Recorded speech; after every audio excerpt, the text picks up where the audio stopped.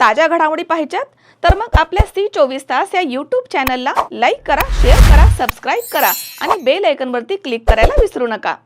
श्रीरामपूर तालुक्यातील पडेगाव येथे विविध विकास कामांचा लोकार्पण सोहळा पालकमंत्री राधाकृष्ण विखे पाटील यांच्या शुभ हस्ते पार पडलाय। यावेळी पडेगावमधील ग्रामस्थ मोठ्या संख्येने या ठिकाणी हजर होते।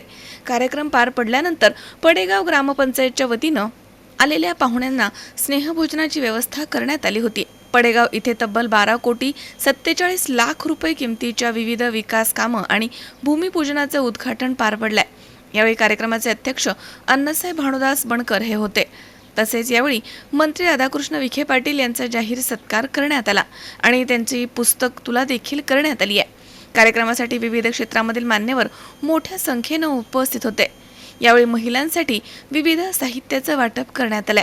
पडेगाव इथे राधाकृष्ण विखे पाटील यांच्या शुभ हस्ते उद्घाटन झालेल्या वाचनालयाला 10 कॉम्प्युटर देण्याचं आश्वासन यावेळी मंत्री विखे पाटील यांनी दिलंय, असे पडेगावचे सरपंच किशोर उर्फ नाना बनकर यांनी म्हटलंय। आज पडेगाव येथे विविध विकास कामांचा भूमिपूजन, उद्घाटन व लोकार्पण सोहळा या ठिकाणी नामदार राधाकृष्ण विखे साहेब पाटील साहेब यांच्या प्रमुख उपस्थितीने शुभ हस्ते झालेला आहे। या ठिकाणी आज पडेगाव ग्रामपंचायतसाठी नामदार साहेबांनी जी 16 एकर 36 गुंठे म्हणजे जवळजवळ 7 कोटी रुपयाची जमीन घरकुल, घनकचरा व्यवस्थापन, पाणी पुरवठा योजना आणि ग्रामपंचायतच्या विविध विकास प्रयोजनासाठी विनामूल्य देऊ केलेले आहे। आणि या ठिकाणी प्राथमिक आरोग्य केंद्राची भव्य अशी इमारत जिल्हा परिषद अध्यक्षा आमच्या मातृतुल्य शालिताई विखे मॅडम यांच्या विशेष प्रयत्नाने आम्हाला या ठिकाणी मिळालेले आहे।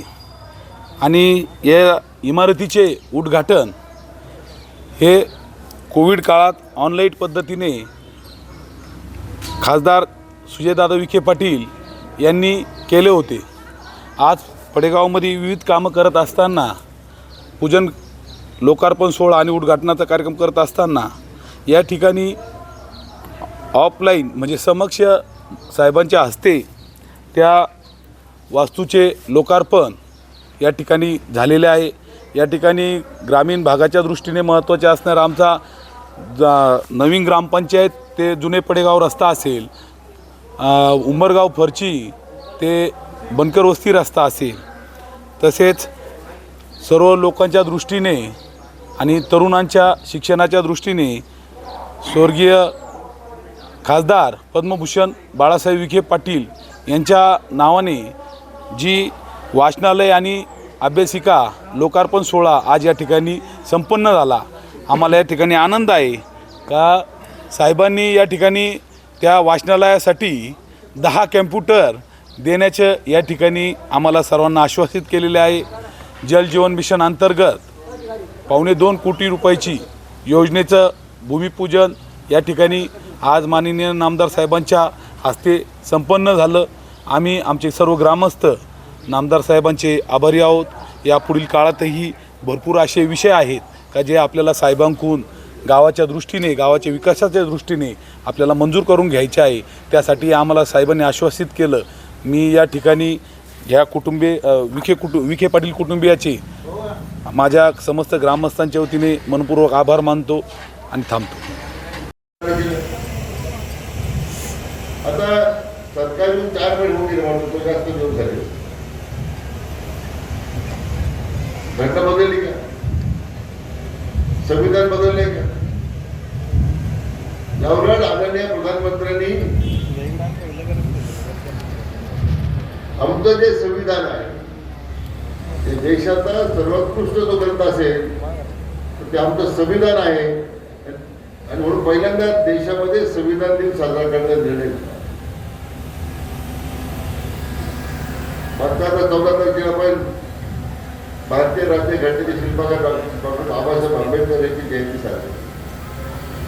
मला कधी कधी प्रश्न पडतो की जयंती साजरी लोक आपण जी करतोय, आपण कधी बाबासाहेबांची दिलेली घटना, त्या घटनावर आधारित सगळ्या लोकांचे वेगळे मतप्रवाह तयार होत आहेत, गैरसमज तयार करण्याचा प्रयत्न होतो।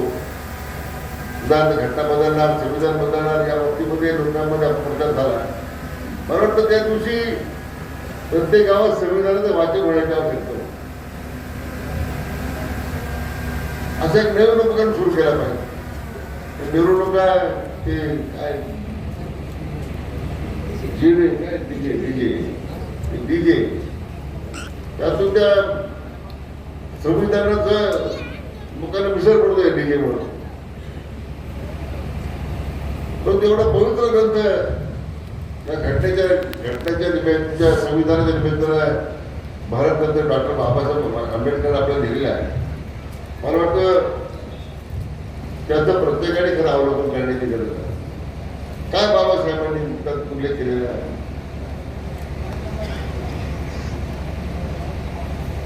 समाजाच्या उद्धारासाठी, समाजाच्या विकासाकरता उपक्षी दिनदलित गरीब गात्र जो समाज आहे त्याला मुख्य प्रवाहामध्ये आणण्यासाठी त्याला या सगळ्या संधीचा फायदा करून दिला गेला पाहिजे, त्याला त्याचे हक्क दिले पाहिजे असं त्यांनी त्याच्यामध्ये उल्लेख केलेला आहे.